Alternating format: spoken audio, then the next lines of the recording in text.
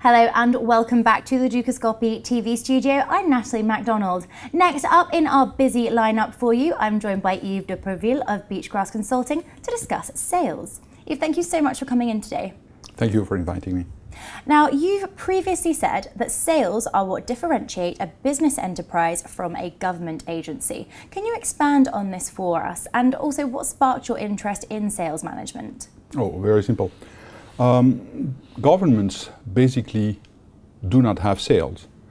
A government agency will derive its revenue from either fees that are based on laws or regulations or taxes, which is another way to get money.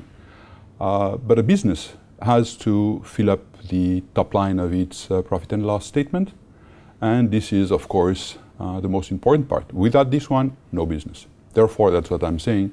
Sales is the main differentiator. All of them might have a computer department, a legal department, operations, order processing, all that can exist, purchasing, but not sales. Sales is really for the business enterprises.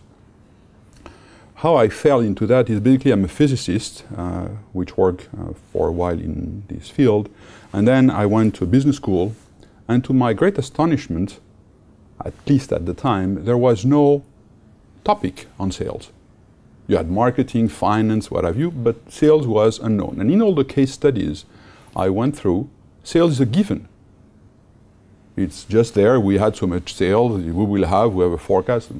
All that was very nice, but a bit light in my view. And after my MBA, I joined an American company.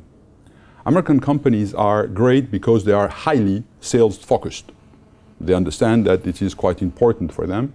And like they like to say, they throw you to the sea and you have to make it to the shore. That's what happened to me, so I discovered sales by practice.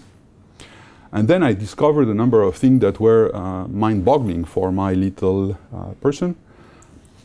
Legends, myths, people that say, oh, sales happen this way and the other one.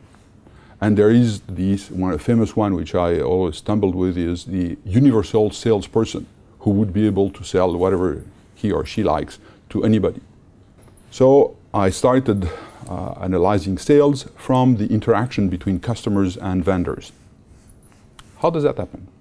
And after some observations, I came to the conclusion that there are roughly, broadly, 4 categories of instances, if you want. I'm not going to enter in that. But of course, once you have defined the categories, the question is, how do you recognize who belongs to which one? How do I drive, motivate, monitor one type of person? So I've started developing in my career on the side of my normal work these tests and techniques. How can I identify if that person in front of me would fit for that particular type of sales? And this is how I started being interested in sales and developing a number of tools and techniques. Now, in your view, how does a weak sales system open up vulnerabilities within businesses? Quite simply, this is a very important topic we worked on after the start of the company. First, we have to define what a sales system is. A sales system is the combination, or the assembly, if you want, of a customer base, which we have and which we work with, a distribution channel, which we deal with, or distribution network, we want to call them, a direct sales force who handles, on one hand, the direct customers and the distribution channel, and the internal processes such as order processing, customer services, etc. All that will constitute a sales system. A sales system has not only to have each of these blocks well managed and controlled, but they should click together. Otherwise, then starts having conflict between direct sales force and channel and etc. So the first thing is, what are these vulnerabilities? As it was a question, just to specify the point is, if it doesn't work properly, these are all opportunities for either the competition to hurt or other stakeholders to take advantage of the company. Let me give you a collection of possible examples. You have a too concentrated customer base. You depend on too few customers. So if one leaves, you might have a big fall into your income, revenues, which generate a number of problems. You have a problem with the distribution network, which is not committed to your company and therefore is running in all directions. You don't know if they can be relied on, etc. And so how do you reshape that? And this is all feasible, and I do that on a, I'd say, daily basis, yes, on a regular basis with my clients. Another one is a sales force without passion. You have people who are not passionate about what they're doing. I'm not saying motivated and these things. I'm talking passion. Really, I believe in what I'm doing. And this makes a huge difference because they wake up at night to solve the issues they have and not just wait for the end of the day to go back home. And these are a lot of vulnerability which all affect the top line of the company, i.e. the sales. Are these skills which can be taught then? Talk us through your process. Yes, absolutely. What I do basically is I try to separate emotions, and emotions are right, but you have to separate them from facts and data. To do my operations very often with the customer, except when it is a repeat, we will make a snapshot of the situation. A snapshot can be based on surveys, interviews, raw data coming from their ERP and the like. And then we say, okay, this is how it is today, click.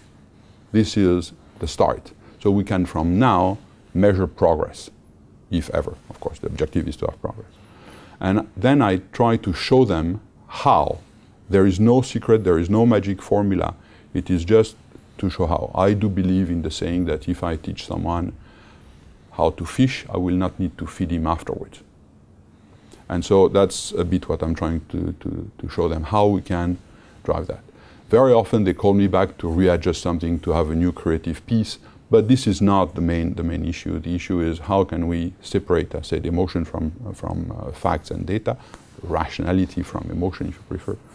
And once we have made this first assessment, we make kind of a map of the situation, if you want.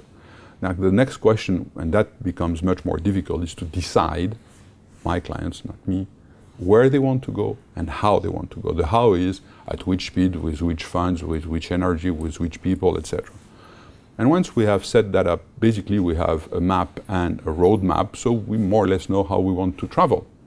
And now we have to put in action the plan. And this is the last phase, most of the cases, is to put an action plan, which takes time, because an action plan is not just to say we make a list of wishful things. We really work on a plan with this will implicate that, and if it doesn't, or etc.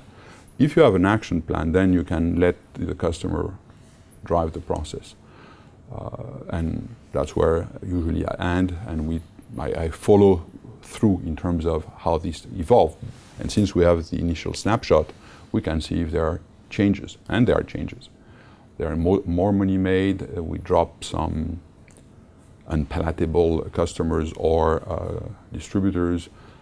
We discover, to the astonishment of no one, or except everybody except me, is that customers do not make the same amount of money, and the biggest ones usually eat up your money.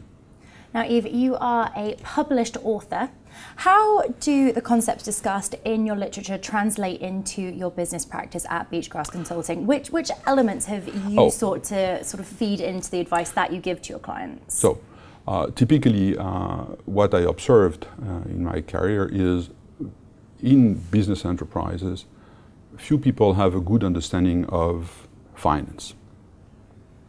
They understand some of the basics, but then the connections between different elements of the three documents, be it the balance sheet, the income statement, the cash flow statement, are not clear.